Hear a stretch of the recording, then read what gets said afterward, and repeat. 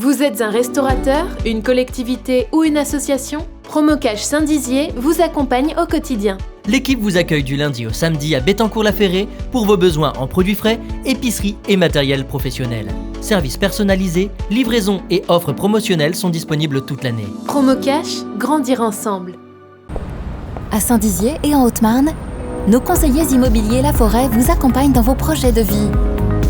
Vente, location ou achat, nous sommes à vos côtés pour donner vie à vos projets. Rencontrons-nous 8 rue Gambetta à Saint-Dizier ou dans une de nos 5 agences en Haute-Marne.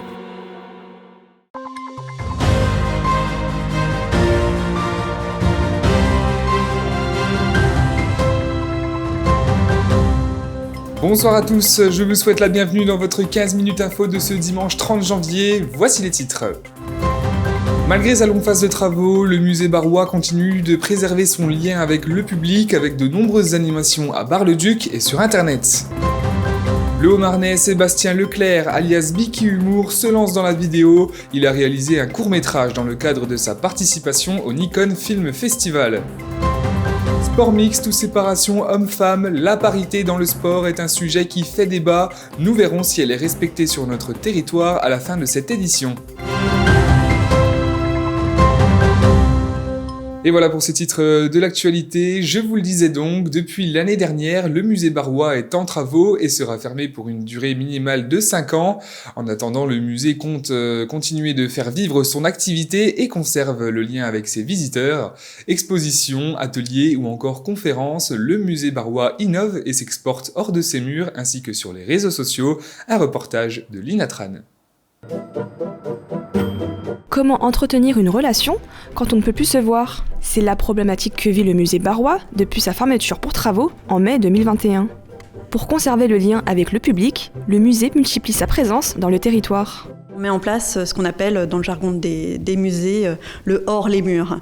Donc on a pu ainsi recommencer dès le mois d'août les ateliers pour les enfants, donc les ateliers des petits Ligiers, qui sont des ateliers à la fois sur les collections du musée, mais aussi sur le patrimoine de la ville, en lien avec le service d'animation du patrimoine. Et les archives départementales participent aussi à ces ateliers. Le musée barrois s'appuie aussi sur son compte Facebook. Plusieurs fois par semaine, le compte est alimenté d'anecdotes, de jeux et nous montre le quotidien du musée. Un pari réussi, puisque le nombre d'abonnés ne cesse d'augmenter. Alors notre présence sur les réseaux sociaux s'est très intensifiée avec le confinement, comme dans beaucoup de musées, bien évidemment en 2020. Et c'est vrai que du coup, on a gardé ce rythme pris pendant le confinement pour être assez présent effectivement sur Facebook. Et on espère pourquoi pas se développer sur d'autres réseaux cette année ou dans les années à venir pour peut-être aussi toucher d'autres publics et puis aussi présenter le musée autrement. Malgré sa fermeture, le musée continue d'exposer. Actuellement, une exposition virtuelle est en cours sur l'histoire des cartes. Et cet été, 2 nouvelles expositions seront révélées, dont une sur la représentation de l'eau dans le centre nautique de Bar-le-Duc. Et partons maintenant à la découverte de nos talents haut-marnais. Sébastien Leclerc, alias Bicky Humour, exerce l'art de la scène depuis 2015. Mais cet artiste résidant dans la commune de Ferrières et La Folie, près de Joinville, s'est lancé depuis peu dans la création vidéo. À cette occasion, il a décidé de réaliser un court-métrage afin de participer au Nikon Film Festival qui ouvrira ses votes le 1er février. Un véritable défi que ce jeune vidéaste a souhaité se lancer afin de tenter sa chance. Regardez ce reportage.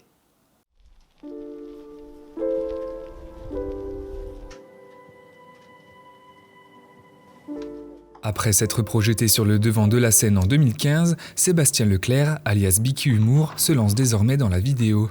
En effet, le Haut-Marnais a réalisé son premier court-métrage et participe à la 12e édition du Nikon Film Festival. C'est un court-métrage donc qui est assez noir, parce que donc c'est une première pour moi, parce que moi d'habitude je fais vraiment que de l'humour.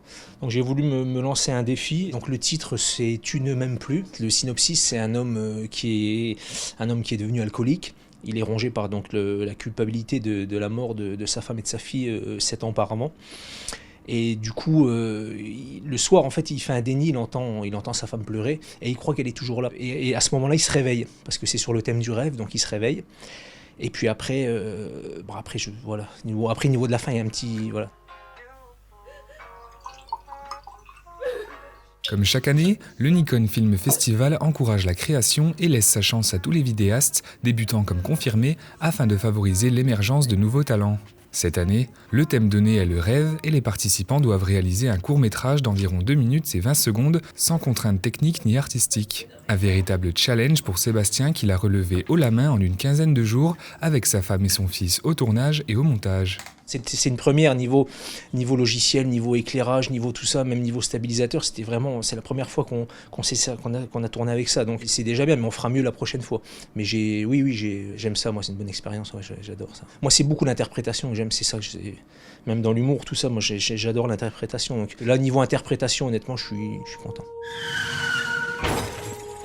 Les votes seront ouverts au public à partir du 1er février jusqu'au 10 avril 2022 sur le site internet du Nikon Film Festival. Un jury présidé par Gilles Lelouch décernera également différents prix afin de récompenser les meilleures productions.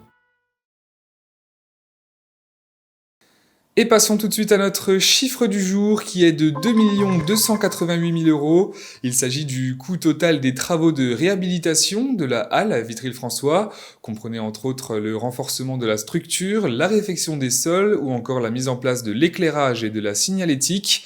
Cependant, ces travaux qui devaient démarrer en ce début d'année 2022 ont dû être repoussés en raison d'un manque d'investisseurs. Et pour terminer cette édition, parlons d'un sujet sensible qui touche notre société, mais aussi le domaine du sport. L'égalité homme-femme dans les clubs sportifs est-elle respectée ou y a-t-il encore une véritable différence entre les sexes ? Certains clubs ont mis en place différentes stratégies afin de favoriser la mixité au sein des disciplines. Nos journalistes Julien Voirin et Elsa Jacobet sont allés à la rencontre des clubs du Triangle. Homme ou femme, dans le sport, au contraire de la société, il n'y a pas de différence. Tennis, gym, athlétisme ou encore badminton, voilà autant de pratiques où les gens se mélangent. Une parité et une égalité bienvenue dans le sport. Alors en athlète, c'est un peu particulier. C'est un peu particulier compte tenu des différentes spécialités. Si on parle des sports collectifs, c'est vrai qu'il y aura des différences, mais pour nous, c'est l'égalité totale. Et je pense que c'est l'avenir. Je pense que ça apporte quelque chose à l'activité. Je pense aussi que c'est aussi bien qu'il y ait des garçons et des filles, puisqu'on parle de parité, d'égalité et autres, donc autant faire des équipes mixtes. Pour les clubs de sport bragards et barisiens, la parité reste importante. Elle est même l'une des valeurs essentielles des associations sportives. Actuellement, 160 filles, 160 garçons. Donc on est un club qui est très axé sur l'accueil des jeunes. Donc l'essentiel de nos licenciés sont des jeunes de moins de 18 ans. Et cette parité elle est même légèrement dépassée. Sur le public jeune, on a même légèrement plus de filles que de garçons. Cette évolution est notamment due à la création de nouvelles pratiques, comme le tennis avec le double dutch. Une lutte constante qui se fait contre les stéréotypes sexistes. En introduisant le double dutch, qui est un autre sport urbain, un jeu avec des grandes cordes à sauter, et bien là on pourrait inverser un petit peu les choses et montrer que les filles ont une longueur d'avance sur les garçons et challenger les garçons pour faire aussi bien que les filles, quoi. Une tendance se fait sentir, les femmes sont de plus en plus présentes dans le sport, comme la gym. Actuellement, la Fédération française de gym compte près de 250 000 licenciés, dont 82% de femmes. Ça reflète ce qui se passe ici au club. Sur 300 licenciés, il y a environ 220 femmes et jeunes filles, et puis le reste en garçons, en hommes. Donc oui, ça reflète assez bien. Après voilà, la gymnastique c'est un sport féminin essentiellement, effectivement. C'est dommage parce que pour les hommes c'est quelque chose de très beau et c'est une discipline très complète pour les hommes. Mais bon voilà, ça bloque quelques hommes. Il reste encore du chemin à parcourir pour atteindre une parité parfaite, ou quasi parfaite dans le sport. Les clubs en tout cas essayent de changer les mentalités. Et voilà, c'est la fin de cette édition. Merci à tous de l'avoir suivi. Dans un instant, vos prévisions météo de demain présentées par Alison Godefroy. Bonne fin de week-end.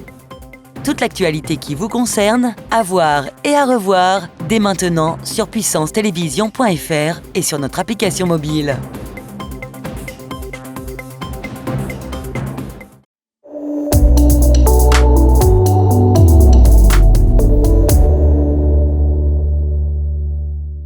Bonsoir à toutes et à tous. On commence comme d'habitude avec la carte de France. Au programme, pluie et neige mêlée à Metz et à Lyon, de la pluie à Toulouse, à Bordeaux et à Bourges, quelques éclaircies accompagnées d'averses à Dijon. Partout ailleurs, le ciel sera gris. Pour les températures, comptez 12 degrés de maximale à Bastia. Pour les minimales, elles seront de 2 degrés à Lyon et à Dijon. Du côté de nos départements, pluie et neige mêlée à Chaumont, à Langres et à Verdun. Le ciel sera gris à Vitry-le-François. Partout ailleurs, de la pluie. Côté température, comptez 2 degrés de minimale à Langres. Pour les maximales, elles seront de 7 degrés à Vitry-le-François. Demain, lundi 31 janvier, nous fêterons les Marcelles. Nous gagnerons 3 minutes. Le soleil se lèvera à 8h22. L'information continue sur puissancetélévision.fr et sur notre application mobile.